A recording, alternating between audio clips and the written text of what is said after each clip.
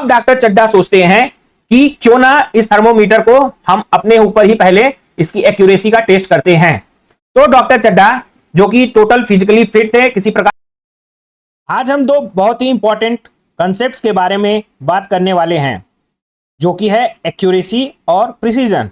ये दोनों टर्म्स हमें साइंस, मैथ, इंजीनियरिंग और डेली लाइफ में बार बार सुनने को मिलती है, लेकिन इनके बीच का फर्क अक्सर लोगों को कंफ्यूज कर देता है। सबसे पहले एक्यूरेसी का मतलब होता है आपका रिजल्ट एक्चुअल वैल्यू से कितना करीब है, और वहीं अगर बात करें प्रिसीजन की तो प्रिसीजन का मतलब होता है अगर आप एक ही मेजरमेंट बार बार करते हैं तो रिजल्ट कितने कंसिस्टेंट हैं। सिर्फ एक्यूरेट होना काफी नहीं होता। अगर आपका रिजल्ट सही हो लेकिन बार बार अलग आए तो उस पर भरोसा नहीं किया जा सकता है। और वहीं बात करें अगर आपका रिजल्ट बार बार सेम आए लेकिन एक्चुअल वैल्यू से दूर हो तो उस पर भी भरोसा नहीं किया जा सकता है। जैसा कि यहां पर हम भोलू को देख सकते हैं, भोलू का रिजल्ट बार बार सेम आ रहा है लेकिन एक्चुअल वैल्यू जहां पे उसका टारगेट है उससे काफी दूर आ रहा है, तो इसका रिजल्ट एक्यूरेट नहीं है। लेकिन अगर हम गोलू की बात करें तो गोलू का रिजल्ट बार बार सेम भी आ रहा है और जो एक्चुअल वैल्यू है जहां पे उसका टारगेट है वहीं पे जाके उसके एरोज लग रहे हैं। इसीलिए कह सकते हैं यहां पे गोलू का जो रिजल्ट है वो एक्यूरेट भी है और प्रिसाइज भी है। इसलिए एक्यूरेट भी होना चाहिए और प्रिसाइज भी, तभी हम कह सकते हैं कि हमें मेजरमेंट रिलायबल होगी। तो चलिए इन कंसेप्ट को और क्लियरिटी के साथ समझते हैं और कुछ एग्जांपल्स देखते हैं। आप सभी का मैं अपने YouTube चैनल देवीसी एकेडमी में एक बार फिर से स्वागत करता हूं। यह केमिस्ट्री का चैप्टर 1 का लेक्चर नंबर 4 है। उम्मीद करता हूं आपको लेक्चर पसंद आएगा। सबसे पहले हम एक्यूरेसी की बात करते हैं। अगर एक्यूरेसी की बात करते हैं तो हमें एरर के बारे में पता होना चाहिए कि एरर क्या होता है। तो एरर को निकालने का एक सिंपल सा फार्मूला होता है measured value minus true value. जब हम मेजर्ड वैल्यू में से ट्रू वैल्यू को माइनस कर देते हैं तो हमें एक्यूरेसी का पता चल जाता है। अगर हमें एरर कम मिल रहा है तो हमारा जो रिजल्ट है वो उसकी एक्यूरेसी ज्यादा है, और अगर हमें एरर ज्यादा मिल रहा है ये इंडिकेट करता है कि जो हमारे रिजल्ट की एक्यूरेसी है वो कम है। आइए हम एक एग्जांपल से समझते हैं। मान लीजिए डॉक्टर चड्ढा जो कि बहुत ही फेमस डॉक्टर हैं, इनके पास 3 कंपनी के लोग आते हैं और उन्हें अपने अपने कंपनी का थर्मोमीटर जांच करने को देते हैं कि सर प्लीज हमारे कंपनी का थर्मोमीटर को आप अपने क्लिनिक में यूज करिए। एक कंपनी है X, एक कंपनी है Y और एक कंपनी है Z। अब डॉक्टर चड्ढा सोचते हैं कि क्यों ना इस थर्मोमीटर को हम अपने ऊपर ही पहले इसकी एक्यूरेसी का टेस्ट करते हैं।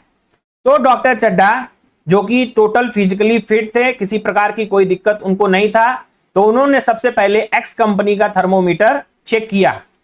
तो जब उन्होंने X कंपनी का थर्मोमीटर चेक किया तो उन्होंने पाया कि थर्मोमीटर की रीडिंग या बोले रिजल्ट 103.5 डिग्री फ़ारेनहाइट थी। अब हमें पहले मेजर्ड वैल्यू और ट्रू वैल्यू के बारे में थोड़ा सा जानना पड़ेगा कि टेम्परेचर, एक normal body temperature of a healthy person क्या होता है, यानी कि ट्रू वैल्यू इस केस में क्या होता है। ट्रू वैल्यू इस केस में क्या होता है, तो अगर हम ट्रू वैल्यू की बात करें तो इस केस में ट्रू वैल्यू 98.6 डिग्री फ़ारेनहाइट होता है। अगर हम एक normal body temperature of a healthy person की बात करें तो उसका normal body temperature healthy person का 98.6 डिग्री फ़ारेनहाइट होता है। ठीक है, तो ये हमारा ट्रू वैल्यू हो गया। अब डॉक्टर चड्ढा एक एक करके मेजर्ड वैल्यू हर एक कंपनी के थर्मोमीटर का निकालते हैं। तो पहले कंपनी का जब वो मेजर वैल्यू निकालते हैं तो वो देखते हैं कि X कंपनी का थर्मोमीटर का जो वैल्यू है वो 103.5 डिग्री सेल्सियस डिग्री फ़ारेनहाइट है।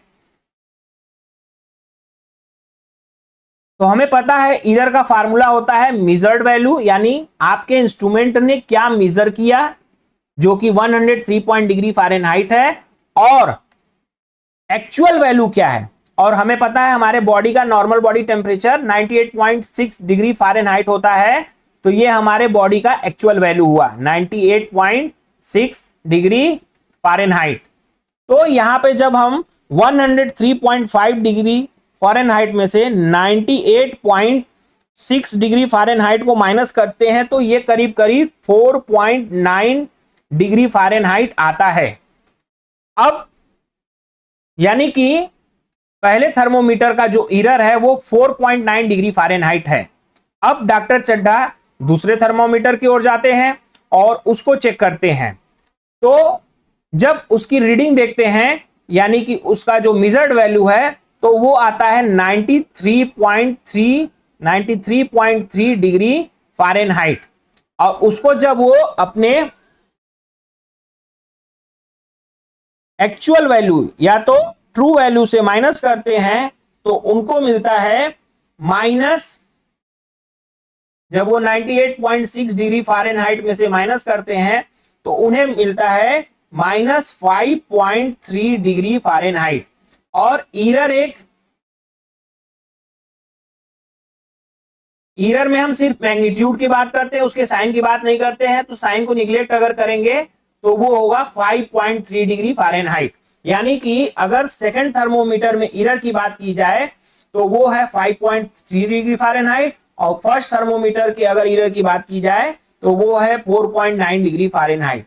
अब डॉक्टर चड्ढा जेड कंपनी के थर्मामीटर के तरफ जब जाते हैं और उसका टेस्ट करते हैं तो उसका जो मेजर्ड वैल्यू है वो है 98.4 डिग्री फ़ारेनहाइट।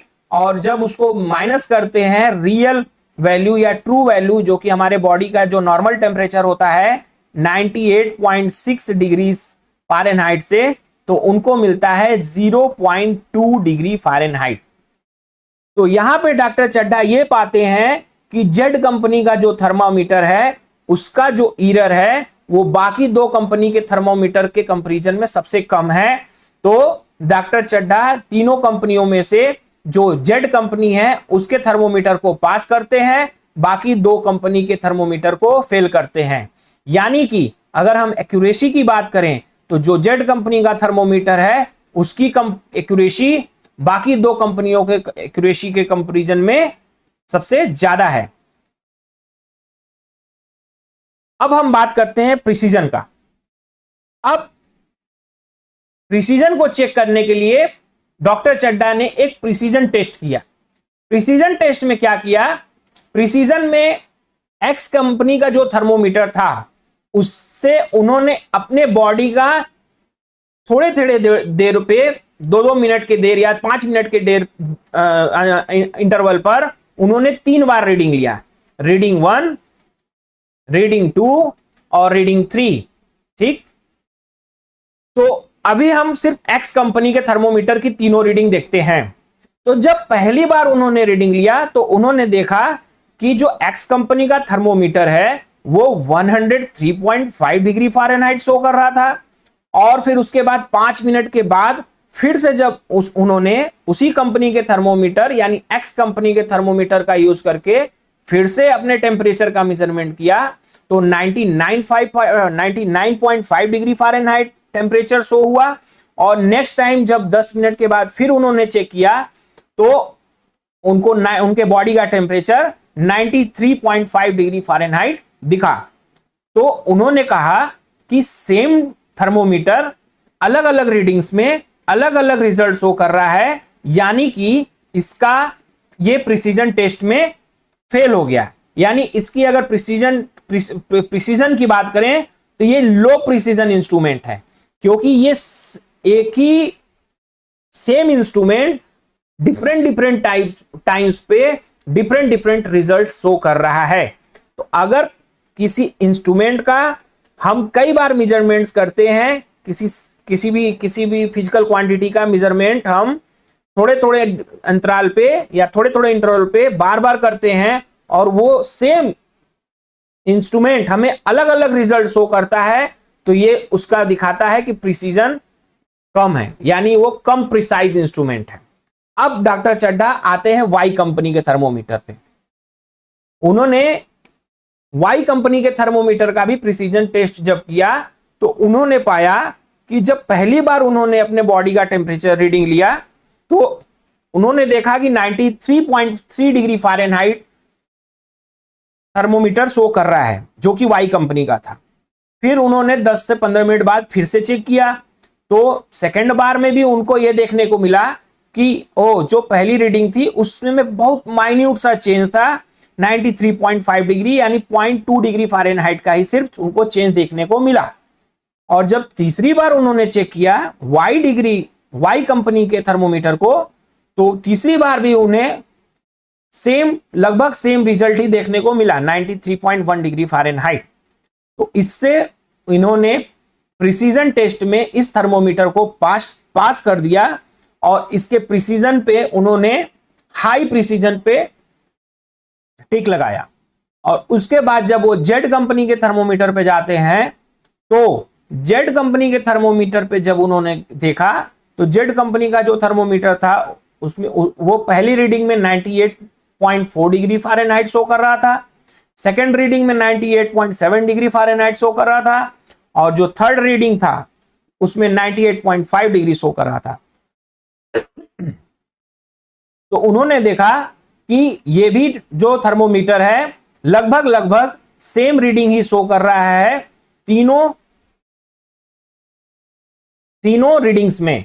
यानी कि अगर इस थर्मोमीटर की भी बात करें तो यह भी लगभग हाई प्रिसीजन ही शो कर रहा है, यानी इसका प्रिसाइजनेस इस अगर थर्मोमीटर की भी बात करें तो प्रिसाइजनेस इस थर्मोमीटर का भी अच्छा है।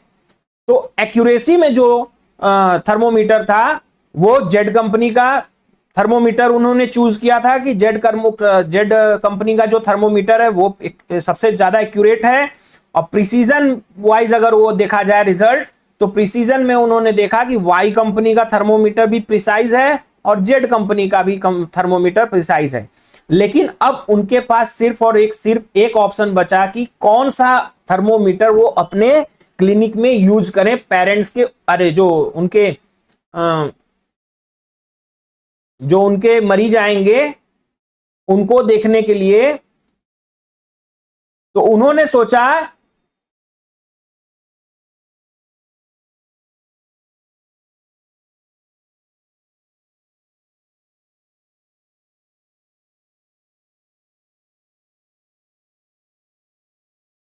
सोचा कि अगर हमारे पास एक्यूरेसी में देखा जाए तो जेड कंपनी का थर्मोमीटर जो है वो सबसे ज्यादा एक्यूरेट है as compare to X and Y company के कंपैरिजन में। और अगर प्रिसीजन में देखा जाए तो वाई कंपनी और जेड कंपनी दोनों कंपनी का थर्मोमीटर की प्रिसाइजनेस अच्छी है, एक्स कंपनी की जो प्रिसाइजनेस है वो अच्छी नहीं है।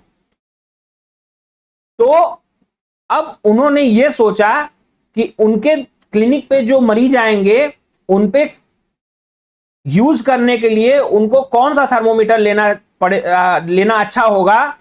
तो उसके लिए वो एक्यूरेसी टेस्ट यानी उसकी थर्मोमीटर की एक्यूरेसी को भी देखेंगे और उसी तरीके से थर्मोमीटर की प्रिसाइजनेस को भी देखेंगे। तो अगर एक्यूरेसी की बात करें तो उसमें जेड कंपनी का थर्मोमीटर है वो विनर है, और प्रिसाइजनेस की बात करें तो उसमें भी जेड कंपनी का जो थर्मोमीटर है प्रिसाइजनेस है।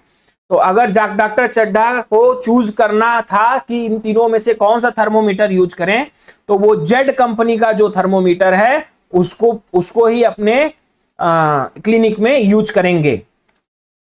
तो एक्यूरेसी का डिफिनीशन अगर हम देखें, accuracy refers to how close a measured value, अगर कोई मेजर्ड वैल्यू है वो एक्चुअल वैल्यू के कितना करीब है ये हमें एक्यूरेसी बताता है।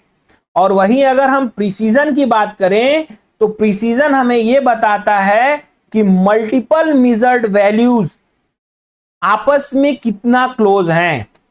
Precision refers how multiple referred values are close to each other. तो जैसा कि आप डिफिनीशन देख सकते हो। अब आते हैं एक और एग्जांपल लेते हैं, सेम वही एक्यूरेसी टेस्ट का। पहले तो सबसे पहले हम एक 1 kg का गोल्ड बार है जो कि एक ज्वेलर्स के पास है, वो ज्वेलर को एक वेटिंग मशीन खरीदना है।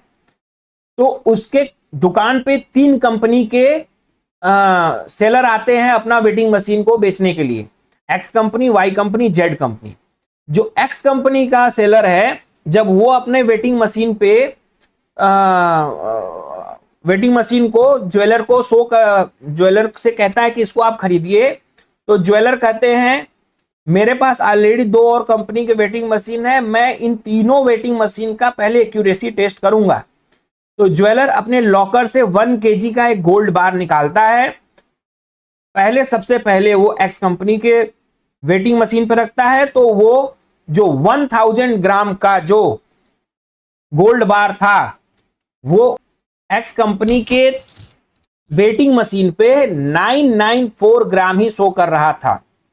और जब ज्वेलर ने सेम गोल्ड बार को वाई कंपनी के वेटिंग मशीन पे रखा तो वहां पे वो 1000 ग्राम शो कर रहा था। और जब ज्वेलर ने तीसरे कंपनी यानी जेड कंपनी के वेटिंग मशीन पे उसी सेम गोल्ड बार को रखा तो वहां 996 ग्राम शो कर रहा था।